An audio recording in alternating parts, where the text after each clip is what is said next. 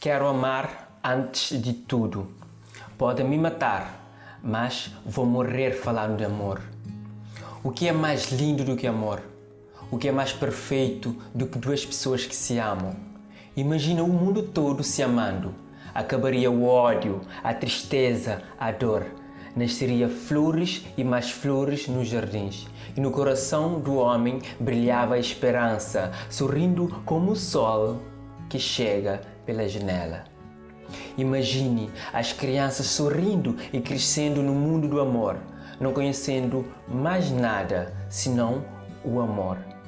A vida teria mais sentido, os beijos serão sempre doces e os abraços mais macios. Eu vejo para a lua, o mar, o sol, as estrelas, vejo o amor. O mundo foi feito com amor, o homem não soube dar continuidade. O amor envolve todos os outros sentimentos bons. As palavras lindas, poesias lidas, almas despidas. Eu quero viver no mundo onde apenas o coração bate. Viver sem conhecer a violência, sem sentir a ausência da paz. Viver livre como o pássaro que voa. Não saber o que é lágrima, o que é a mágoa, o que é sofrer. Eu sei que isso no mundo de hoje é impossível. Não há quem consiga realizar este sonho. Sim, sonho. Sonho que invade-me quando a noite vem. Mas acordo, abro a televisão e tudo desaparece.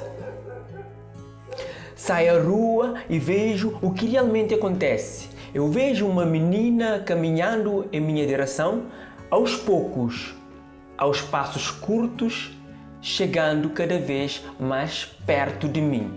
Ela olha nos meus olhos com o seu olhar triste. Antes de dar-me bom dia, pede-me esmolas. Eu, sentindo o vazio que lhe espelha nos olhos, meto a mão no meu bolso. Ela começa a sorrir, desejando que o meu bolso não esteja vazio. Tiro uma moeda e dou para ela. Sorrindo, ela vai embora, depois de dizer obrigada. Eu continuei andando. Entrei num café para tomar pequeno almoço. Um amigo convida-me para tomar uma cerveja, mas a estas horas, a caminho do trabalho, não posso aceitar.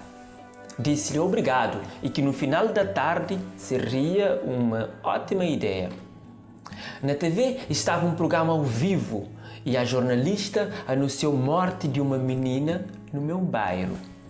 Eu fiquei aflito, com medo de ser uma família.